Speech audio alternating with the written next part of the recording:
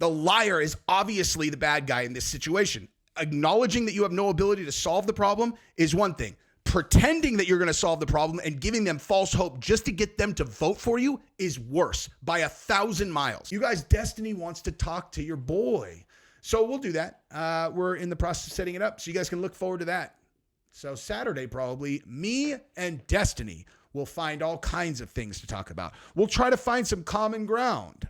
I doubt that we'll find much when it comes to the event that happened at Butler, though, because I had a pretty serious problem with the way that he approached talking about that particular topic. But who knows, maybe when we get deeper in the weeds, we'll find something of common ground. Or maybe not. So Kamala Harris has surged ahead in the polls, 5,000 points versus Donald Trump, according to a new USA Today poll. And I read this and I was like, this seems definitely legit. I looked and I was like, is that the real number they said? They said, actually, it's 50,000 points. I'm like, 50,000? That sounds really high. Is that possible? They're like, does it matter? Do you think these polls are real? I'm like, no, I don't. I think this is completely fake. They're all, well, then call it 5 million points. I'm like, let's just call it a billion, This is so ridiculous. I read these articles and just laugh. It's like, you cannot be seriously trying to come with this. So what we're going to do, we're going to look at this article here about how Kamala has surged ahead of Donald Trump by 1,000 points or whatever they're saying. That's definitely not true. And then we're going to look, because the story that I did last weekend, which did not get enough attention, about the policy that Kamala Harris is proposing, which will absolutely for 100% sure collapse the economy. I'm going to go over that again because it seems like the people who do not have money listen, if this poll article is to be believed, then the largest jump that Kamala Harris has had is with people who make $20,000 or less per year. This is not some kind of knock on people who make $20,000 a year or less. I have absolutely no idea how they afford to do anything in this country. That's certainly as a direct result of inflation. And if you think that's because of things that, it doesn't matter. Honestly, it doesn't even matter. Like, throwing the blame game on people trying to survive on $20,000 a year at either party is pointless, because it's got to be incredibly challenging to do anything at that level of income. So I feel for them. And honestly, I'm not even calling them stupid, assuming that these numbers are true. I'm just going to call the Harris campaign scoundrels, because if that's true, it must be because they believe this proposed policy that she is putting out there, which is an outright lie. Like, when I say she's proposing something that'll collapse the economy, I'm not saying they're actually going to do it. I'm saying they're lying. It is an overt lie. They're going to tax unrealized gains on investments. Yeah, right. Oh, it only applies to people who are worth $100 million or more. So, geez, hello. You little guys over there, you could barely afford food, and look at them. They're just stacking all the bank, and that's why you're poor. And you're like, no, they're poor because you guys keep printing more and more and more and more and more money for foreign wars and for all of the other stuff. You just printed $10 trillion while you mandated that we lock down the entire world. Democrat Kamala Harris has surged ahead of Republican Donald Trump, 48% to 43%, a new USA Today poll found. So really, so now Kamala Harris went from the least popular vice president in American history, to surging ahead 48% to 43% against Trump, who got the most votes in American history in 2020, except for Biden, and since then has done nothing but gain more support. That's what you're telling me. That's the story they're going with. It sounds legit to me, you guys, okay? Sounds legit to me. And to those of you guys who have not been paying attention for a long time, right? Like, maybe you just started paying attention recently. Let me go over that last stat one more time. In 2020, when Trump lost, he lost, guys. He definitely lost. Trump, who definitely was not getting any help from anybody at the institutional level, got more votes than any candidate in American history, except for one, and that was Joe Biden that year during mail-in voting, where, if we were allowed to question some of the validity of the election results, that's what we would do. But we're not, so we won't. So that's where he was at in 2020, okay? Most votes ever, except for Biden. And in the last 4 years, how many people do you know, you personally, whoever's watching this, how many do you know that were Trump supporters in 2020 and are now Harris supporters? None? Right. because no one knows any, because they don't exist. Flip side, how many people do you know that hated Trump 8 years ago, 4 years ago, who are on the Trump train now? Lots? I know, because there are lots. So do you believe this? You really believe that Kamala Harris is leading 48% to 43% in any legit poll? Yeah, right. Did they go to a DNC group? They're all, hey, we're just going to interview people at the DNC. And then, oh yeah, they shot 48, 43. It's like, okay. The findings reflect an 8-point turnaround in the presidential race from late June when Trump had led President Joe Biden in the survey by nearly 4 points. 4 points, huh? Only 4 points then? It was that close? It was that close. It was that close. Most popular president ever, except for Joe Biden. And then Joe Biden did the worst job in, like, since Jimmy Carter, maybe worse. And then he did an interview where they were like, oh my God, he really doesn't have a brain. So all the people that have been, add everyone else who saw that, they're like, oh my God, they've really just been propping this guy up like Weekend at Bernie's. But hey, Trump was only up by 4 points. Okay. The vice president's small lead was fueled by big shifts among, how is that a small lead? 48, 43. Fueled by big shifts among some key demographic groups traditionally crucial for Democrats, including Hispanics and black voters and young people. Man, young people are so dumb.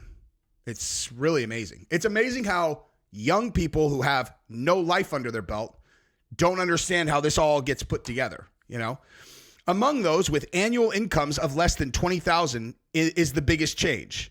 In the biggest change. Hey, check this out. Hey, check out the genius that wrote this, dude. Okay? Among those with annual incomes of less than $20,000 in the biggest change, okay. Never mind. I didn't finish the sentence. So go ahead, write in the comments. You're an idiot. You didn't finish the sentence. I don't care. A 3-point Trump edge over Biden in June has become a 23-point Harris advantage over Trump in August. That sounds super legit. I don't know about you guys, but I hear a jump like 3-point Trump edge to 23-point Harris edge, and I go, wow. So only a 26-point jump? Wow. I wonder how they did that, you know? I wonder what demographic is the least likely to actually register to vote, you know? Like, let's just pretend for a second that we're not necessarily doing things on the up and up. Let's say one of the parties supports a lack of voter ID, right? So that anybody could just go in and vote. They don't need to show their ID. You don't need to verify who they are. So if you were going to widely implement a thing like, don't you want to get your voice heard? You know, don't you want to get your voice heard, illegal immigrant? You know, listen, you're not going to need to get verified or anything. You just need to go there and vote. You just need to say that your name is blah, blah, blah. If you were going to do a thing like that, hypothetically, right? You know, because the people who would be less likely to register would be the people who make less than $20,000. And thus you could look at the voter records and see, oh, this group hasn't registered in 15 years, 20 years. Pretty unlikely they're going to register this time. And then you could just register them and then tell an illegal immigrant to go in there and vote as that person. I'm just saying, hypothetically, if we were going to juke things, that would be the way that you could do it. I'm sure that's unrelated to this. But then also, maybe it's just a lie, you know? Maybe it's just a lie. A 26-point jump. Okay. And so, again, you got to ask yourself, how would they have done that? Let's say it's real. How would they have done that? Oh, gosh, could it have been through outright lies, like that you're going to tax unrealized gains of, you're going to do a 25% tax on unrealized gains on people worth $100 million or more, which you're not going to do. And then you're going to tell them that you're going to give all of them $6,000. Is that how you're doing it? So just an outright lie. You want to hear it? Listen to this. Listen to this guy he actually verifies that they are going to do this.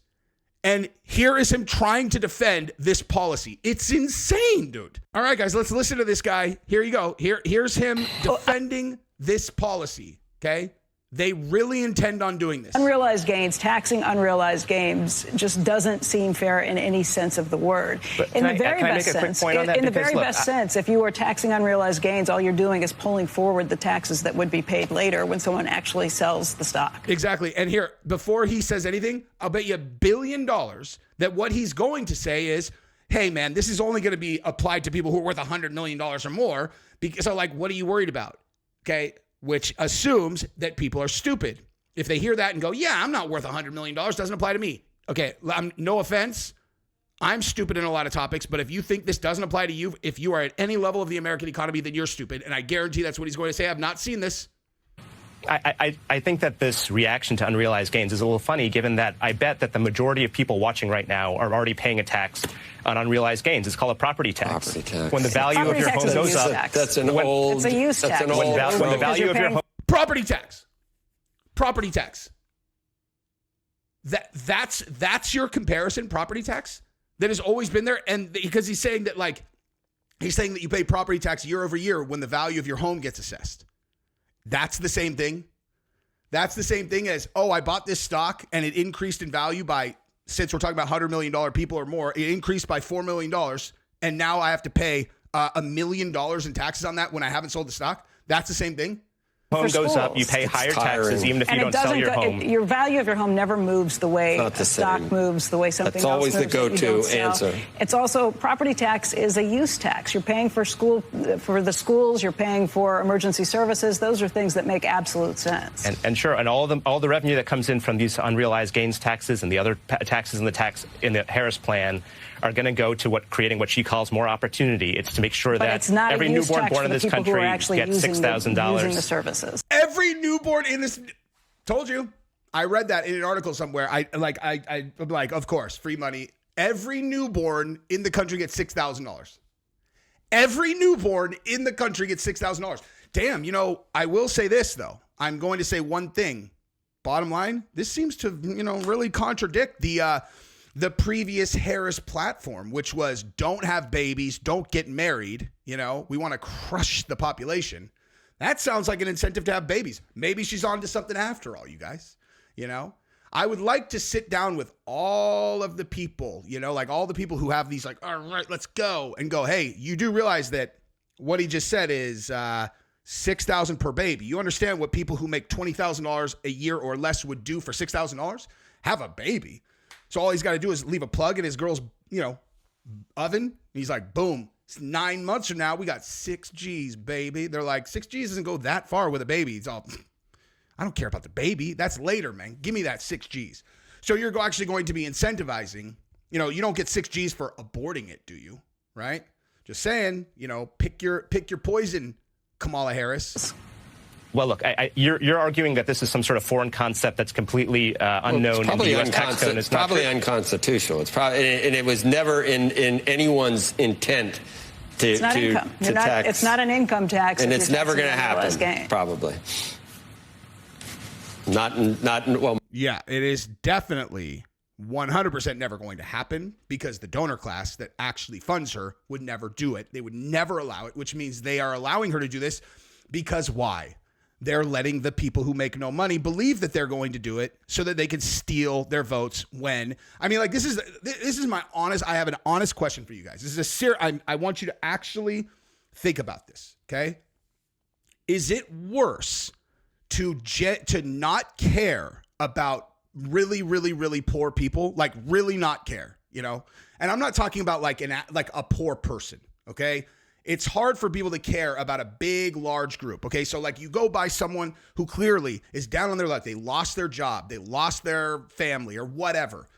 They're not on drugs. They just are down on their luck. So they lost their home. They have nobody that they can call and they're on the street corner and they have a sign up that is telling the truth. I'm a military veteran. I need money, man. I don't know what to do. I've swallowed my pride and I'm out here on the street asking for help. I don't know what to do. Okay, if you don't have empathy for that person when they're telling the truth, then you're a psycho. But when you talk about this is happening very, very wide scale, not the veteran part, but just in general, there are a lot of poor people in the country. It's really hard to care about that size of people because it seems like an impossible problem to solve, right? So if you're honest, look, I feel like I can help solve something at a small level, local, but you're asking me to pretend you're going to address this problem at a national level. You want to know what that means? It means you're just pretending to care. Okay, is it worse to just be honest and be like, I don't think that you guys can solve this problem at a national level? Okay, so that's one option. I just don't think you guys can affect this problem at a national level, and there's no proof whatsoever, ever in history to demonstrate that you can, or to go up there and absolutely bold-faced pretend you care and then pretend that you have some kind of plan that's going to, for the very first time, address the problem when you have no intention of doing it at all and you are outright lying. Because to me, the liar is obviously the bad guy in this situation. Acknowledging that you have no ability to solve the problem is one thing. Pretending that you're going to solve the problem and giving them false hope just to get them to vote for you is worse by 1,000 miles. And so now we move over to the actual meat and bones of the policy that I believe must be. If those stats are in any semblance of real, they have to be being driven at least partially by this lie that they are telling. And so let's get into the specifics of what she is proposing. And let's listen to Yahoo Finance, a Washington correspondent, which without a doubt is going to be absolutely skewed in the direction of Kamala Harris. And let's hear them try to make sense of this policy. And I will tell you why there is no sense to be made of it, because it will collapse the economy 100%, collapse 401ks, collapse people's jobs. There is no question. A top business world critique of Kamala Harris since becoming Democratic endorsement plans Biden administration had reshaped how assets of the America's richest citizens are taxed. Okay. So the plans, which include taxation of unrealized gains on holdings not yet sold, face an uphill battle in Capitol Hill, even if Harris wins big. Right. So they're saying right out of the gate, they're not actually going to do this. Okay. There's no chance. And you know what? I realize I should rewind and give a very quick explanation on this before we even get into it so that you understand why this is so ludicrous and why I can confidently call them liars without having watched them prove that they're lying in future state. Okay. So tax on unrealized gains means that when an asset that you have invested in, whether it be a stock, whether it be a bond, whether it be a house, whether it be anything that you put money into, and then in order to liquidate, you need to sell, they're saying that the increase in value would be taxed every year by 25%. Okay. So as an example, since this would only apply to people worth $100 million or more, let's say it's someone who's worth $200 million. They get a good tip on blah, blah, blah, whatever stock it is. They buy into Meta in 2022 or whatever. I use that example because I bought into Meta, and best investment I've ever made, I think, is when I bought Meta at $100. It was like at the very bottom of the market. Neither here nor there. Okay. It is now worth 530. Okay. I obviously wish I would have bought more, but nonetheless, okay, if I would have been at an income level or a net worth level of $200-300 million, let's say I put $5 million into that stock. Okay. Now it's worth $25 million. So I have $20 million of increase in value. So in her scenario, she wants you to pay $5 million of that in cash. All right. Now, this is kind of a weird example because a person who put put $5 million into it initially clearly has some cash on hand. However, just because of that, it doesn't mean I have cash on hand now. So in order to get the $5 million that I'm going to need to pay my taxes, I have to sell the stock. Okay. Or at the very least, I have to sell $5 million worth of the stock. Is that a small amount of money for a single person to sell? No, it's not. Okay.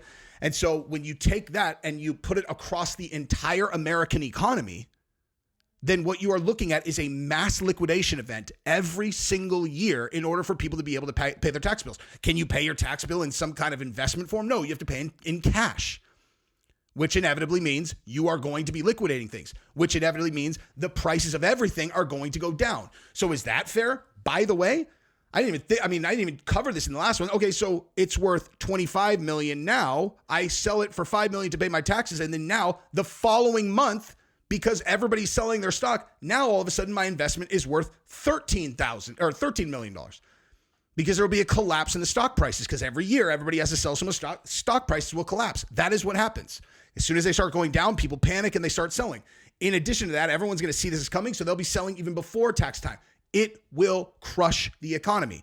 Your 401k that you are watching year over year over year over year, that you are banking on being your means to be able to retire if you're a regular working class person, and that's middle class people. Poor people, obviously this doesn't affect them because they don't have any money in the market, which is, okay, so 401k people are going to get crushed. Now, if you are a person who's a regular working Joe and you have a 401k and you don't really understand how they work, then you might not know that. So you might support this also. But you know who really doesn't know that? Poor people. And poor people that don't have any money in the market, why would they care about your 401k getting crushed or your investments getting crushed? They don't. And there's nothing against them for that. Why would they? They're living hand to mouth. And so if you tell them you're going to give them $6,000 for their next kid, they don't give a shit how you do it. they feel taken advantage of by the system, which may be true and may not be true. But at the end of the day, here's the deal. There is no way they're actually going to implement this. They won't do it. The donor class would never sign on this. Congress would never sign off on this. It'll never happen. So going out and publicly saying you're going to trick the poor people is scoundrel. I don't have another word for it. They will never do it. Anyway, so many of the critique overstate how far-reaching they would be. Oh, was that right? There are people who are overstating it. Okay. That hasn't stopped many wealthy figures, especially Trump-friendly ones, from casting these plans as part of a broad attack on wealth and the business community from Harris. It's an attack on the entire economy, obviously. This path leads to breadlines and ugly shoes, said Elon Musk. That's exactly right. What triggered this reaction was partly the Harris-Walz campaign endorsement of the tax increase ideas that President's most recent budget proposal, that revenue would go to economic blah, blah, blah, blah, blah, blah, blah. Who cares? Okay. Two of those Biden tax plans now under the Harris umbrella are focused on capital gains and would indeed raise rates and also bring some unrealized gains in for taxation. Some, all, if you are over $100 million in net worth. But they would only apply to America's richest households. Even many of the literal 1% wouldn't be impacted and would have more limited effects when it comes to some types of wealth. Not true. Even if you don't have $100 million, you are absolutely going to be impacted by this with the value of your assets decreases immensely. Because what it is, all at the end of the day, here, let me make this as simple as it needs to be for anyone, okay? All this is the government taking money out of the economy, period. Okay? That's it. Taking money out of the economy. But there is a way that this very easily can be understood for why it would collapse all of it. Right? If stock market, now I will say this though, dude. A savvy investor might want to, like if you want to talk about the really richest, the only way this actually happens if it's the really nasty, the real scoundrels want to implement this is because they know how to make money when the stock market collapses, which will happen. So they, every year, know that there's going to be this catastrophic economic event. We've been all waiting for when the economy is going to crash. There you go. Maybe this is what they want. As of this moment, just talking this through, I realize this actually might be a real plan. This might be a real plan. And it might be a real plan where they make it seem like they're going to do social programs with the money, but what they're actually doing is trying to trigger the inevitable economic collapse that everyone knows is coming. And this, without any shred of doubt, would cause that. And the people who are really high up that I have been saying, oh, there's no way that they'll implement this because they're the ones with the most money. I actually am rethinking that. They might be the ones driving this because if they know when it's coming, then while the rest of the world implodes, they will stack dollars like you can't even believe. Maybe something like the guys who short sold 12 million shares of DJT the day before he almost got shot in the face. If someone loses money, someone makes money.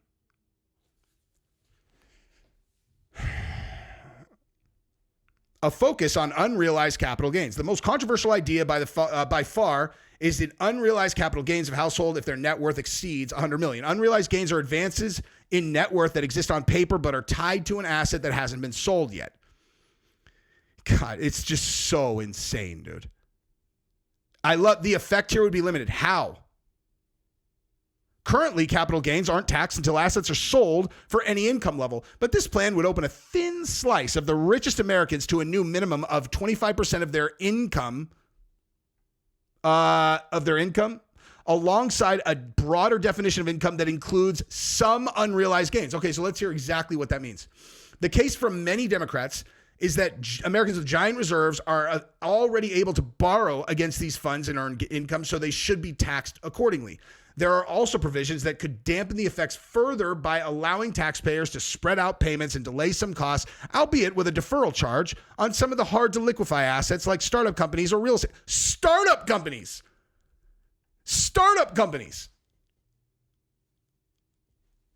Oh my God.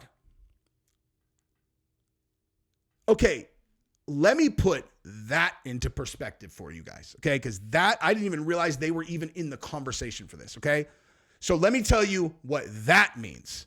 So Startup company, you come up with an idea. You go to venture capital. They fund you some money so that you have the capital to go and try to invest in your startup and try to build equity and build. In all honesty, value is not. You're trying to build infrastructure and a functioning organization that can then start to bring in money. Okay, it takes a lot of money to start a company if you are doing anything that is even moderately complicated. Okay, so you come up with an idea, you go and you raise $300,000 just to get started to build like an alpha and a beta product. And then you're going to launch in a soft launch. You're going to gain followers. And essentially you're trying to demonstrate that your idea works with 300 grand. 300 grand is not going to get you there, but it'll get you far enough. And then, you go and you raise your Series A, or an add-on seed round, which is another, let's say $1.5 million. So now you've raised $1.8 million. And with 1.8, you want to be able to build a functioning business that can at least demonstrate you can make money. Then if it does, you go out to the market and you raise more money. Okay. Because you're not going to be able to build like something that could scale with that much money. So you go and you raise $10 million more. Okay. That's your Series A. Now, when you raise the 10 million, you're doing it against the value of your company. So you're going to say, that your organization is already worth $50 million, even though you're generating $200,000 in annual revenue. Okay. Because what you're selling it on is on the future value that you will be able to create if they give you this money. Okay. So you say my company's worth $50 million and you're actually generating $200,000 a year. If you think that this is like uncommon and this is some kind of like fanciful scenario, it's not. This is how it works. Okay. So boom, you raise that money, you get 10 million, you had a $50 million pre-money value. Now you have a $60 million company. Okay. So the two founders who own a combined, let's say 50% of the organization now, right? Each of them is now worth $12.5 million. Okay. So $12.5 million has been gained by the two founders. $12.5 million. Okay.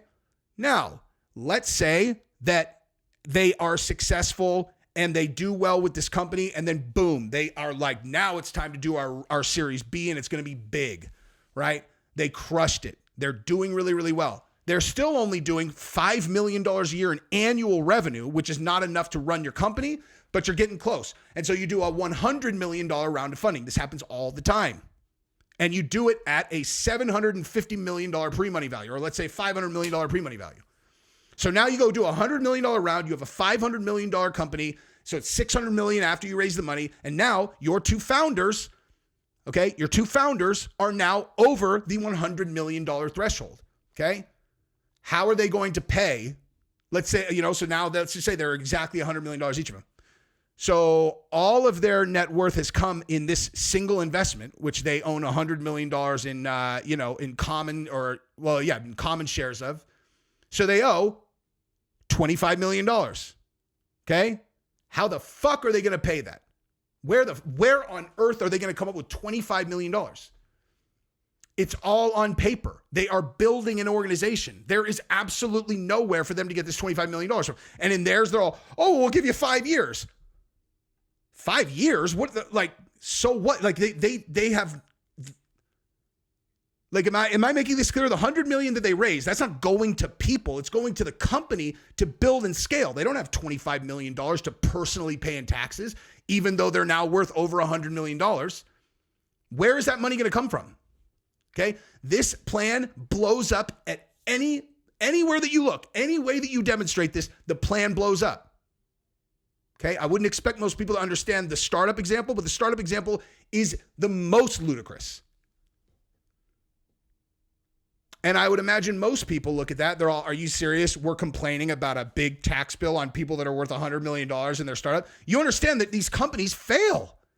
Lots of the time you get to the stage that on paper, they're worth $100 million. It sounds real good if they're 30 years old and go to the bar in San Francisco. They're all, I'm the CEO of blah, blah, blah. Oh my God, I've heard of that company. It's real good to get your dick sucked. Not necessarily very good to actually be worth a real $100 million. You have to build a successful organization from there to actually realize those gains, but you still owe taxes on it no matter what. It's so stupid. Enough. Ridiculous. As usual.